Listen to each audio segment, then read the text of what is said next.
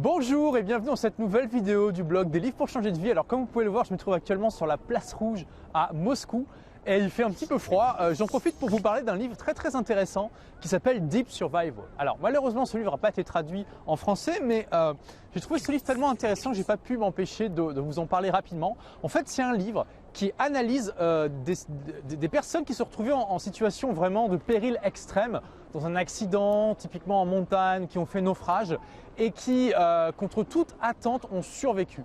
Et ce livre va analyser de manière vraiment très intéressante qu'est-ce qui ont fait que ces personnes-là ont survécu alors que d'autres qui étaient avec elles au même moment, qui ont vécu le même accident, elles n'ont pas survécu.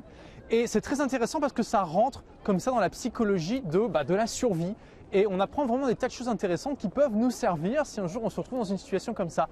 Et même au-delà de ça, ça nous apprend vraiment pas mal de choses sur la psychologie humaine. Alors juste un truc par exemple tout bête que nous apprend ce bouquin, donc ça nous parle d'un accident qui a lieu en montagne. Et il y avait quelque chose qui m'avait frappé quand je l'ai lu, c'est que l'auteur nous explique que tous ceux qui font de l'escalade en montagne, ils ont un problème.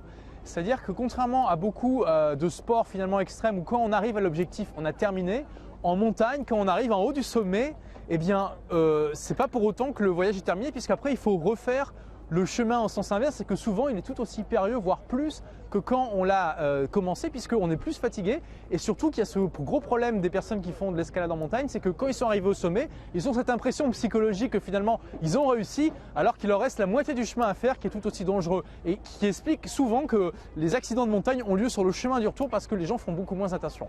Donc voilà, un livre très intéressant que je vous recommande. Si vous ne lisez pas l'anglais, j'en ai fait un résumé sur mon blog, donc vous pouvez trouver le lien juste en dessous de la vidéo. J'en ai même fait un podcast dont vous pourrez écouter et j'ai fait ce podcast pour que vous puissiez l'avoir dans votre appareil, dans votre téléphone ou votre baladeur MP3, comme ça, si jamais un jour vous vous trouvez dans une situation comme ça, vous pourrez l'écouter et peut-être que ça vous sauvera la vie. En tout cas, c'est ce que, j'espère que vous ne vous trouvez jamais là-dedans, mais ça pourra vous servir. Voilà, merci d'avoir regardé cette vidéo en direct de Moscou et à très bientôt pour de nouvelles aventures.